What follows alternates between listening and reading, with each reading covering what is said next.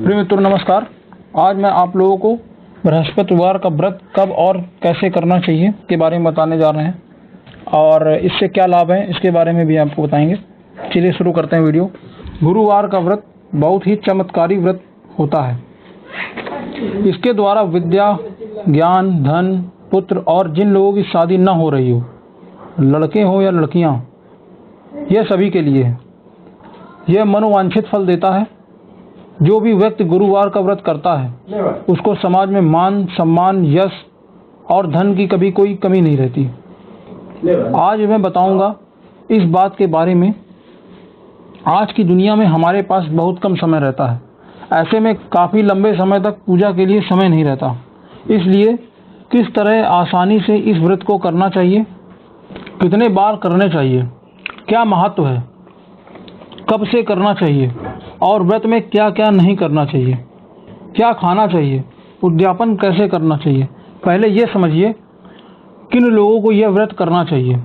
जिन लोगों की कुंडली में गुरु ग्रह कमजोर हो, वक्री हो या अपनी नीच राशि में हो, राहु या केतु के साथ होकर पीड़ित हो, जिनका विवाह न हो रहा हो, जिनकी संतान संबंधी परेशानी हो, जिनको मोटापे की समस्या हो, उन लोगों को अध्यात्म में यानी गुरु ग्रह पूजा पाठ का कारक है।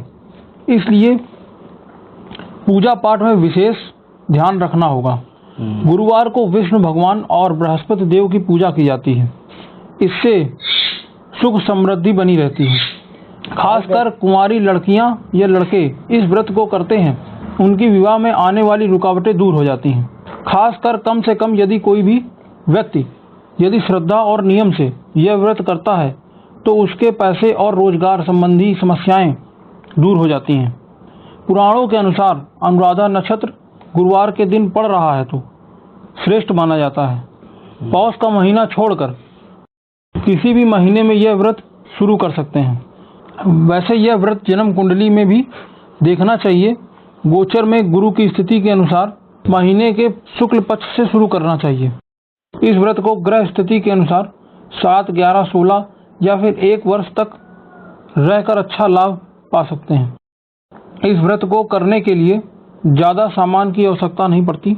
इसमें चने की दाल, गुड़, विष्णु भगवान की फोटो और केला का वृक्ष होना चाहिए।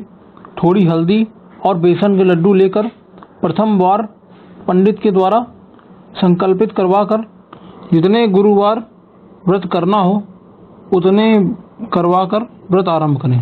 इस दिन बाल नहीं कटाना चाहिए, साबुन से कपड़े नहीं धोना चाहिए, घर में साफ सफाई नहीं करनी चाहिए, नाखून नहीं काटना चाहिए, बालों में तेल नहीं लगाना चाहिए, मांस और तामसिक चीज़ें नहीं खाना चाहिए।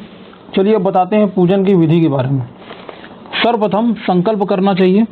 संकल्प में जितनी पूजा और व्रत करना है और किस लिए करना है यह सब बोलकर कलश, गणेश, गौरी, नवग्रह इन सभी देवताओं की पूजा करके गुरु भगवान को स्नान कराकर नववेद भोग लगाकर भगवान की कथा पढ़ना चाहिए।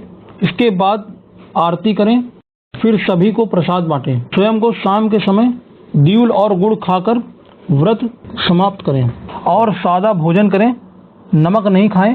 उद्यापन के लिए यदि 16 गुरुवार व्रत कर रहे हैं तो 17वें गुरुवार को व्रत कर उद्यापन करें। व्रत के आरंभ में जितना पहले खर्च किया था, ब्राह्मण को दान दिया था, उद्यापन में इससे थोड़ा ज्यादा ब्राह्मणों को दान करें और आशीर्वाद प्राप्त करें, निश्चित सफलता मिलेगी।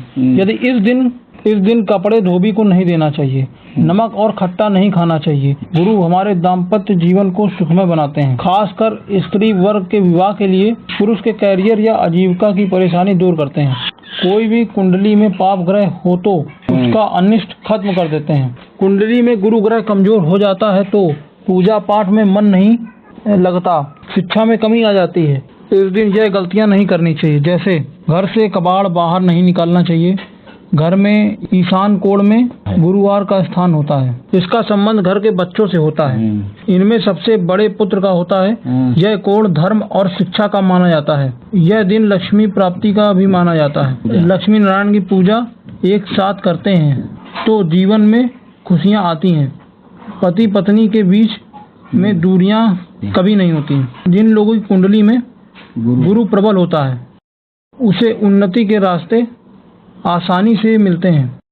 कुंडली का दूसरा और 11वां भाव धन संबंधी होता है और गुरु ग्रह इन दोनों स्थानों के कारक माने जाते हैं। यदि गुरु ग्रह कमजोर होते हैं तो धन की वृद्धि रुक जाती है, धन लाभ की स्थितियां बनते बनते बिगड़ जाती हैं। तो गुरु का ध्यान और पूजा पाठ जरूर करना चाहिए, रुकावटें कम हो जाएंगी।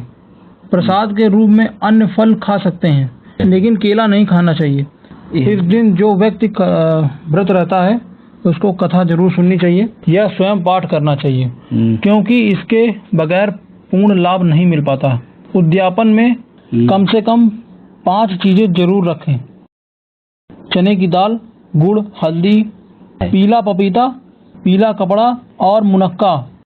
सामर्थ्य के अनुसार दक्षिणा जैसे हर गुरुवार को पूजा करते हैं वैसे ही करने के बाद भगवान से प्रार्थना करिए। सामर्थ्य के अनुसार हमने पूजा और व्रत पूरा कर लिए हैं, अब हम पर कृपा बनाए रखें।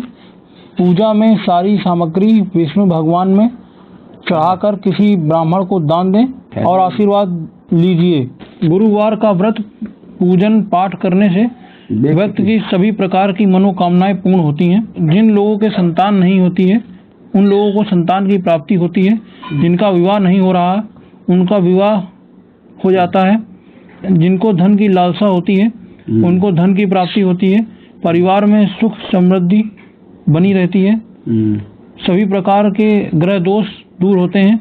बृहस्पति देव ऐसे ही हैं, जैसे जिसके मन में कामना होती है सभी को पूर्ण करते हैं। जो व्यक्ति सद्भावना पूर्वक व्रत को करता है, कथा सुनता है, सुनाता है, पाठ करता है, उसकी बृहस्पति देव सभी मनोकामना पूर्ण करते हैं। तो बस आज के लिए इतना ही, तो मिलते हैं अगले वीडियो में।